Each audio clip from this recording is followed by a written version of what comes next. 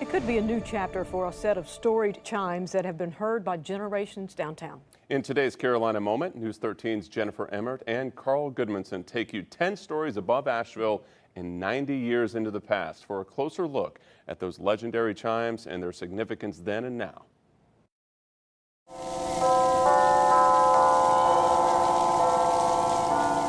The chimes are really important because music in the public space is really important. Atop Asheville City Hall looms a brass giant. Until recently, it's been relatively silent. They're very rarely installed in public municipal buildings. There's only 4 that were installed in municipal buildings like this one. These chimes were added. It was added as part of a fundraiser by the school children of Buncombe County and Asheville, and by the mayor at the time was able to raise $5,000 for these chimes. They originally wanted 20, but were only able to raise $5,000 for this 10-note version.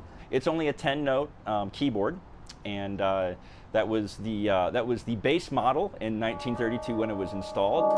The Deegan, or peace chimes as they're known, told regularly during the 1930s and 40s. People decades ago would have been very familiar. The fabric of their day and the pattern of their day would have been shaped by the regularity of this instrument. But by the 60s, they fell silent. Andrew Fletcher, Michael Luckton, and Jamar Woods hope to change that. When I first approached the people at City Hall to play it, no one had been playing it for some years, and someone just happened to have the keys, and I got to play it a little bit, and the timing's all wrong. Its sweet melodies have been hushed since the late 90s, despite the 300 to 700 pound chimes being refurbished. There's 2 sides of it. There's one side is the mechanical side of making sure that the instrument is ready to play. I've never owned a grandfather clock, but we now as citizens own one downstairs on the 9th floor that has to be wound with a key twice a week. And if it stops operating, there's a pendulum inside that you can swing and start going again. The clock itself operates, but the scheduling mechanism that it uses to play at a designated time isn't working. Actually, a community member who is an expert in clocks reached out to me to volunteer to assess it. The chimes can be played other ways. There's a little keyboard that's on the 5th floor, and you can use that to play all 10 notes in the chimes. But the other way to play it is through a automated player mechanism that was invented in the 20s, and it's similar to how a player piano works. Despite its 1930s moving parts, it's in good shape other than the clock. And the other side is the policy side that our friends of the city are working on, just making it enabled to play in a way that's sustainable and available for use going into the future.